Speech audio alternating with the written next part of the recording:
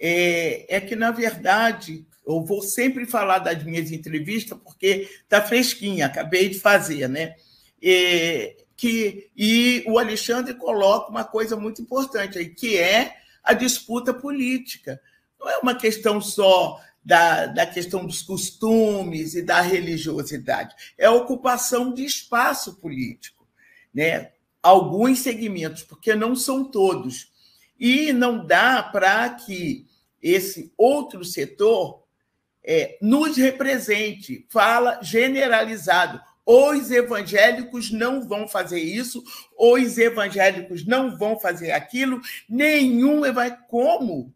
Se só dentro da nossa sigla partidária, é o Partido dos Trabalhadores e das Trabalhadoras, nós já temos um percentual de evangélicos há muitos anos, desde a fundação do Partido dos Trabalhadores. E também há muitos anos que nós conversamos e temos o mesmo espírito dos que não estão nesse Partido dos Trabalhadores. Então, eu penso que as comunidades, né? Eu frequentei muitas congregações das favelas, né? Nas comunidades.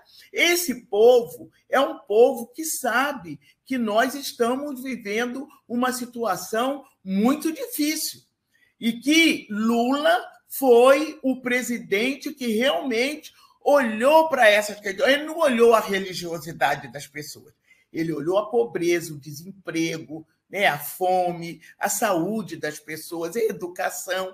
Então, eles sabem perfeitamente distinguir. É que as lideranças, elas, quando falam, elas generalizam, elas falam em nome de todos, como se todos dentro da igreja fosse da mesma classe social, fosse da mesma raça, tudo isso. Então, não tem, essa discussão não é feita.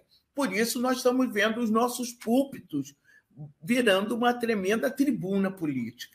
Neivia, interessante, né, a sua colocação, que é um dos temas dos quais dizem que o PT e o Lula não cuidam da família, né? E nós temos essa estimativa, né, dos programas como o Brasil Carinhoso, por exemplo, né, que retirou mais de 8 milhões de crianças e adolescentes da miséria. E nós temos essa estimativa de que mais de 2,5 milhões são pessoas ligadas ao Evangelho, crianças, né, ligadas ao Evangelho.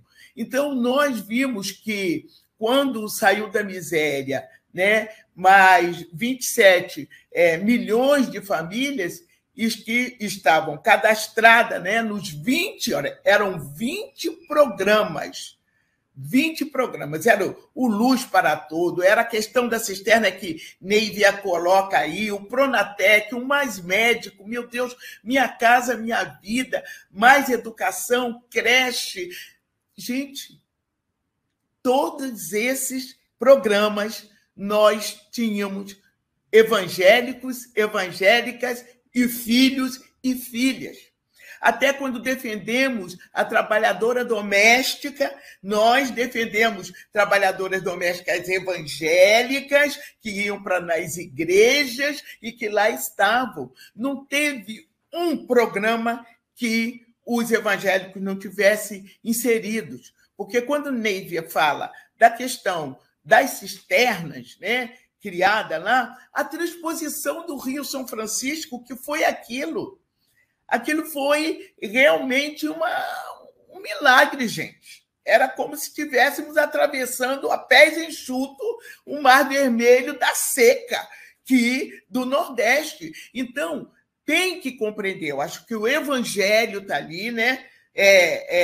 Quem tem sede, matar a sede de quem tem sede, matar a fome de quem tem fome.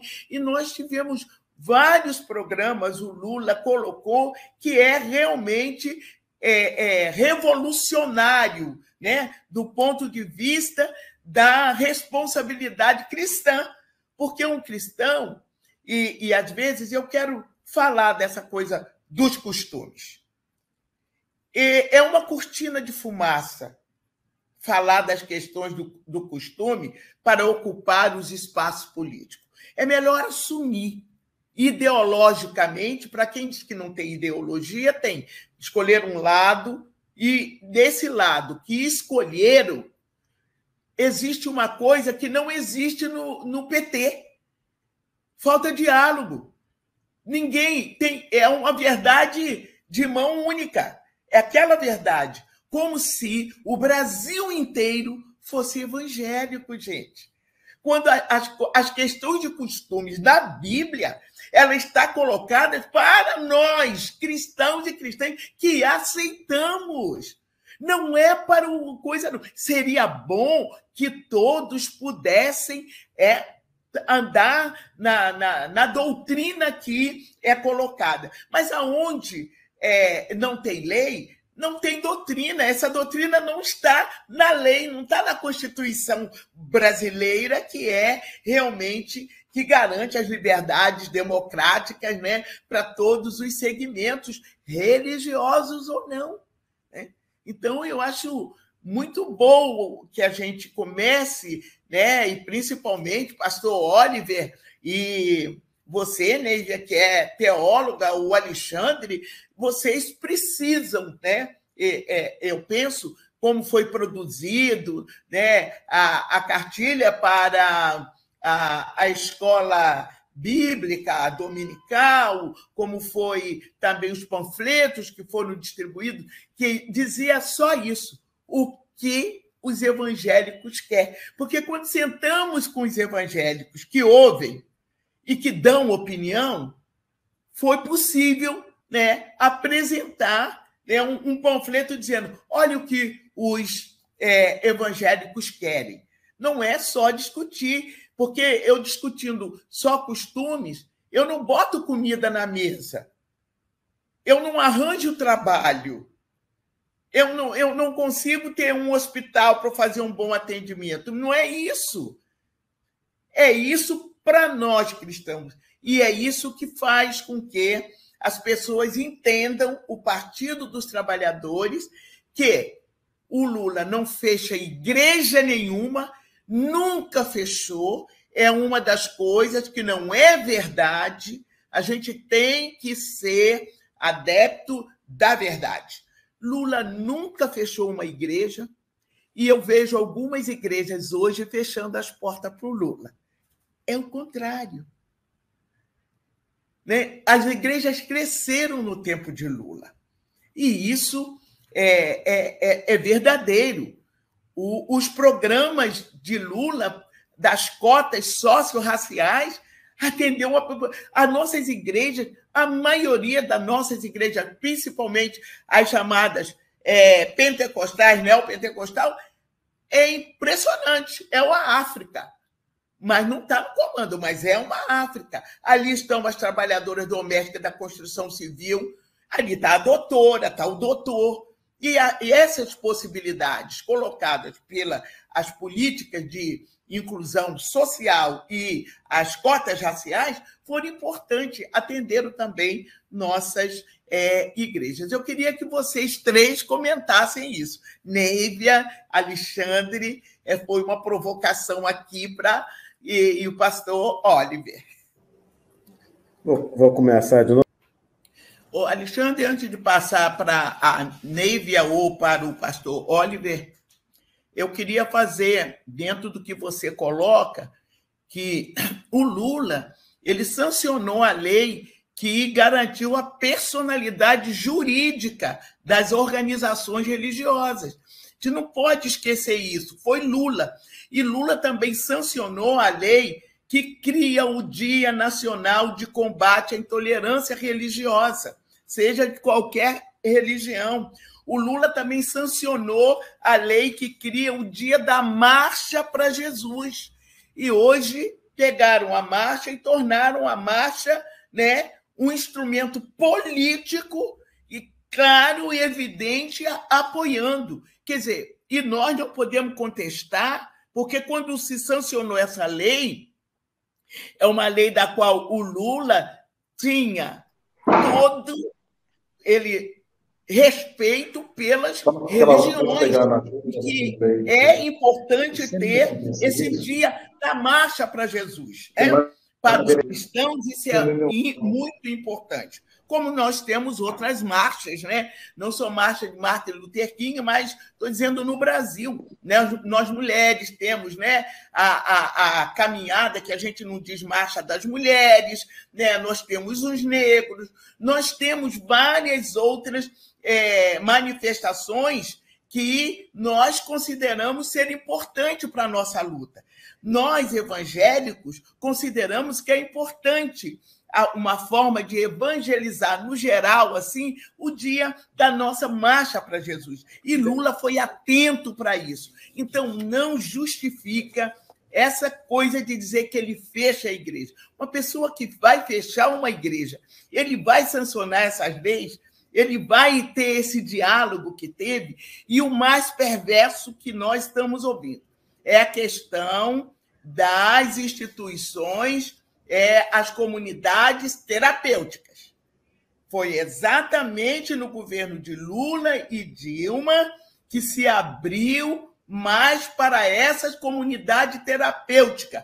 Inclusive, Lula dizia que as igrejas, tanto a evangélica, mais a evangélica e a católica, têm esse trabalho, né? De abrigar, de acolher e poder ajudar aquelas pessoas. Então, não justifica realmente essas coisas que tem colocado. Mas eu acrescentei mais um pontinho aí para os comentários da Neiva e do pastor Oliver. 30 segundos só, licença, Neiva. Uma coisa que você falou... Que é um momento político, mas de responsabilidade. Eu quero, nessa conclusão, dizer que Lula colocou uma coisa muito interessante. Ele disse: por que eu não vou dialogar com os evangélicos? Eles são cidadãos e a gente não pode governar sem eles. Não é governar com a religião, mas é governar com as pessoas. E eu quero lembrar que a presidenta Dilma, agora nas minhas considerações finais, ela sancionou a Lei Maria da Penha, todo mundo sabe o que significou, mas também teve uma outra, que foi a Lei Menino Bernardo, para que as crianças sejam amparadas, né, nos castigos físicos cruéis, nos tratamentos degradantes, que nós temos visto aí, até crianças, né, ser assassinadas, né, por pais e por padrasto e coisas dessa natureza. Então, esse também foi a Dilma. E foi a Dilma também que promoveu parcerias com centenas de organizações evangélicas para a execução daquela política pública que ninguém sabia para onde ia, sobre drogas, com o programa Crack é Preciso Vencer. Então, pois quando veio aquela onda forte e tudo, ela se preocupou com isso, e o diálogo foi exatamente com as igrejas que já vinham fazendo esse tipo de trabalho. Por isso, eu me alegro muito. Para você que nos acompanhou até agora, muito obrigada. E para você que é evangélico e evangélica, fique com a verdade. Lula nunca fechou nenhuma igreja e nem vai fechar nenhuma igreja. Até porque, se o Lula tivesse essas condições, ele seria fulminado, porque o poder de Deus é maior do que qualquer poder dos homens, apesar dele dizer que nós faríamos, Jesus disse que faríamos coisas maiores do que elas fez. Como nós ainda não fizemos coisas maiores do que Jesus, também não vamos fazer coisas menores. Fiquem em paz, né? E que nós tenhamos toda a coragem, resistência e espiritualidade para votar no que é certo, no que é bom para o povo sofrido. Vote Lula, vote 13.